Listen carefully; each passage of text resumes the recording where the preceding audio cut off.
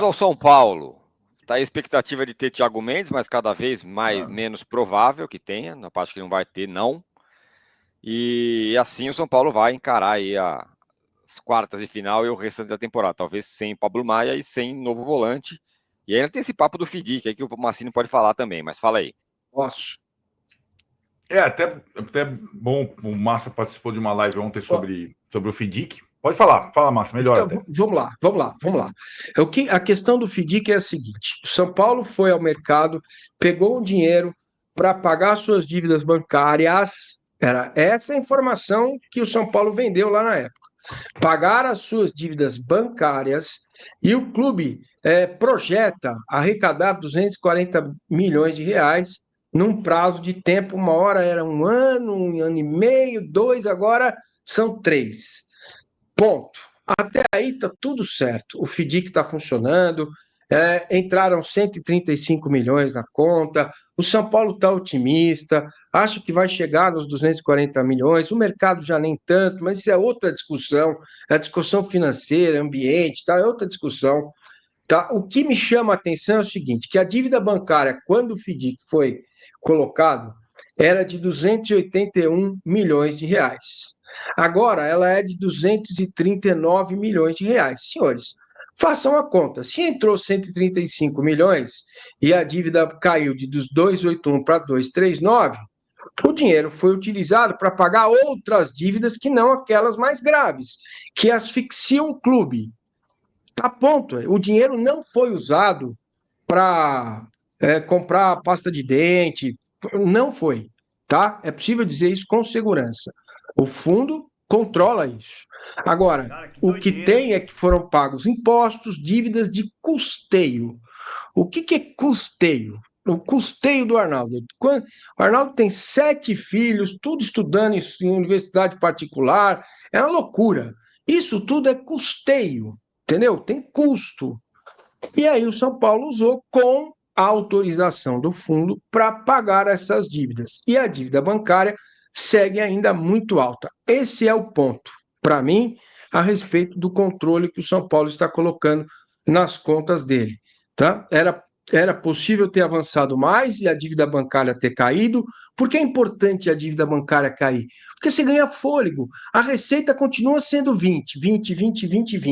Se você paga de juros 7 e aí cai esses 20, você paga de juros 7 e cai esses 7 para 2, sobra 5 para comprar jogador, para investir no futebol. É isso aí. O professor Rafael Miranda fala, arrecadou 222 milhões, mas 40% não pode ser usado. A CVM trava. Os caras não sabem disso? Pergunta aqui o professor Rafael Miranda. Bom, no meio disso tudo, Arnaldo, tem... O que importa é o dinheiro que entrou para o São Paulo. É líquido 135 milhões, é o que a gente está dizendo aqui. Sim.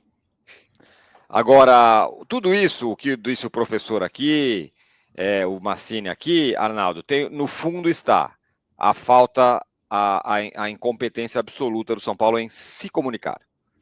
Né? Porque o que fica para o torcedor? Contratamos o Jamal Lewis e o Santi Longo, o Palmeiras contratou o Vitor Roque, e a nossa dívida caiu só um pouquinho e o Palmeiras está voando. Mais ou menos, a comparação é mais ou menos essa. Eu sei que estamos falando de mundos diferentes, mas é um pouco isso para o torcedor comum. Pô, a gente economiza e não alivia nada?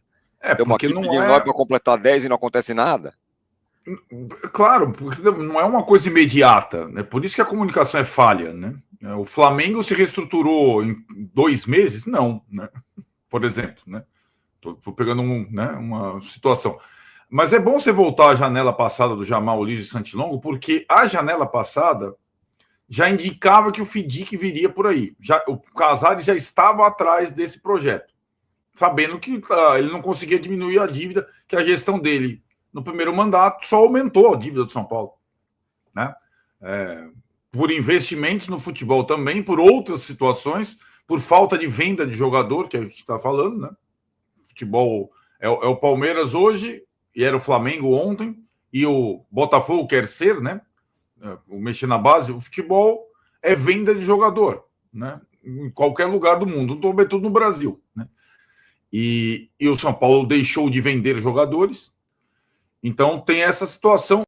ao lado dessa novidade, que essa precisa ser mais explicada ainda que o FIDIC, que é mais complexa, entender que é uma parceria com um estrangeiro para a base do São Paulo, que está contratando 16 jogadores, jovens de outros lugares, tal. Já está acontecendo alguma coisa na base do São Paulo que não está sendo explicado, né? Essa é a questão.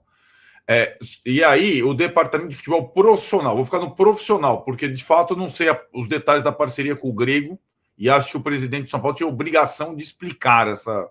Porque, né, todos os indícios são de que a parceria já está minimamente em funcionamento, né? Vamos ao futebol profissional. Desde o Santilongo e Jamal Lewis, o futebol profissional, o departamento de futebol profissional tem, naquela época, informalmente e agora formalmente, travas para mexer com o time. Entradas, saídas, diminuição da folha de pagamento, proibição de investimento em direitos federativos, tem um monte de coisa, né? E o departamento de futebol profissional do São Paulo está se adaptando. Aquela primeira janela foi um desastre, né, com os dois no último momento. Era o último dia da janela, como é o último dia hoje. Santilongo e Jamal Lewis foram contratados no último dia da janela anterior. E esse ano, já sabendo das travas, a direção de São Paulo fez de uma forma diferente. Para melhorar o time titular, que teve um desempenho razoável o ano passado, ela trouxe alguns jogadores, 4 até agora, sobretudo 3 para o time titular. A questão Enzo Dias e o Wendel, ela talvez o São Paulo esperasse o Wendel, aí surgiu a oportunidade do Enzo Dias, ele quis segurar, mas seriam 2 laterais e um meia. Era isso, 3 caras, né? O São Paulo faria uma janela com 3 caras. A ideia era com caras mais experientes, rodados, que pudessem entrar e titulares, porque o Rafinha era titular da direita, saiu, o Wellington era titular da esquerda, saiu, o São Paulo não tinha um meia, e ao mesmo tempo o São Paulo abriu mão de 17 jogadores. Esse foi o movimento do São Paulo no futebol profissional. Aí acontece alguma coisa imprevista, sempre acontece, que foi a lesão do Pablo Maia. Aí o São Paulo se vê na obrigação, aspas, de trazer algum jogador para o lugar do Pablo Maia. E aí essa é toda a discussão sobre a possibilidade remota da contratação do Thiago Mendes no último dia da janela. É um pouco isso. O São Paulo vai andar pianinho esse ano. Não tem, mas assim, isso a gente tenta deixar claro aqui toda vez que a gente conversa. O presidente do São Paulo não esclarece isso para o torcedor, né? Então essa é a situação. Em vez disso, o São Paulo fica alimentando as discussões. Por isso que o Massini dava até risada.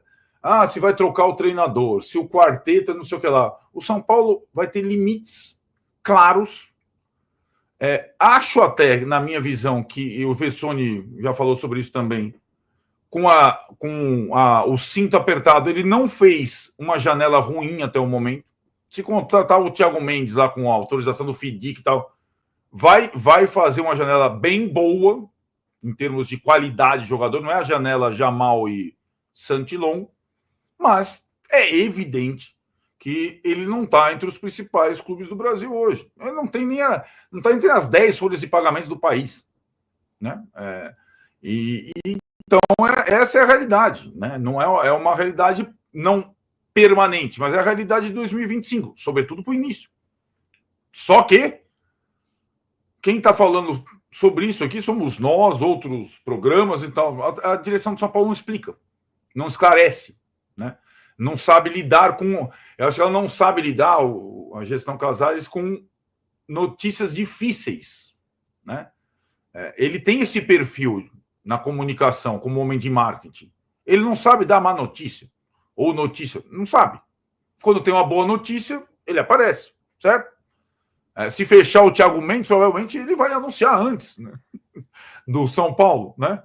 É a característica dele. Agora, o que o torcedor precisa saber, não precisa ter a tabela do Excel do FIDIC ou da parceria, quer saber da realidade financeira do São Paulo e da tal parceria com a base. Ele precisa esclarecer a obrigação dele, a obrigação do presidente do clube. A gente vai falar já do Corinthians, mas acho que o São Paulo chegou num momento que não é boa ou má notícia. A melhor notícia para o São Paulino é clareza. Sim. É isso. Né? Quando você vai no médico, o cara está doente, em estado terminal, a melhor coisa que o cara pode ouvir é a verdade do médico que está lá. Não adianta o médico falar, você tem um mês de vida, mas pode ser que você dure 10 anos. Não, o cara tem que ser claro para o paciente. E acho que a melhor coisa para o São Paulo agora seria a clareza.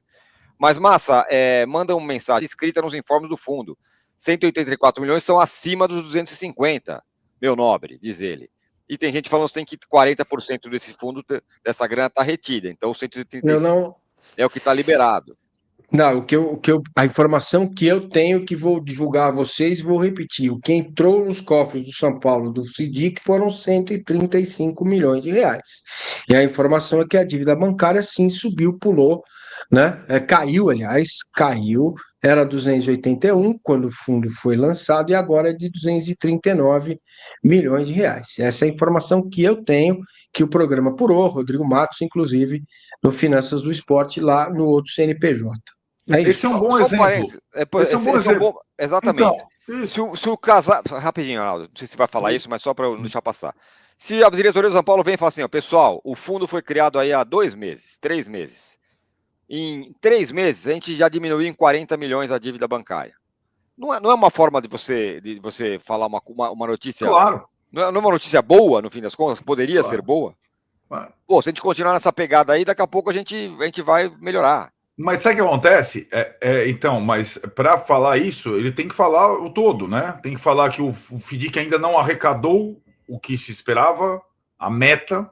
Ele tem que falar a real, mas não arrecadou. Tem 2 meses ainda, mas estamos otimistas, estamos não sei o que. Isso, aliás, talvez até ajudasse a fomentar e em 2 meses diminuímos a dívida em 40 milhões de reais. O Corinthians não fica... A cada centavo entrado na vaquinha, ele não fica lá apertando?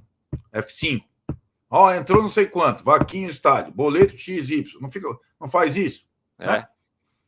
Então é um exemplo. Não estou falando só do Flamengo, que fez isso bem lá atrás, né, na época do Bandeira. Mas... Não, eu não, é só isso, cara. Os números que eu tenho são esses, né, neste momento. Ponto. É isso. Então tá aí, tá? Esse negócio do FIDC aí, eu acho que o Casares vai vir falar. Ele tem que vir falar sobre isso, tá, gente?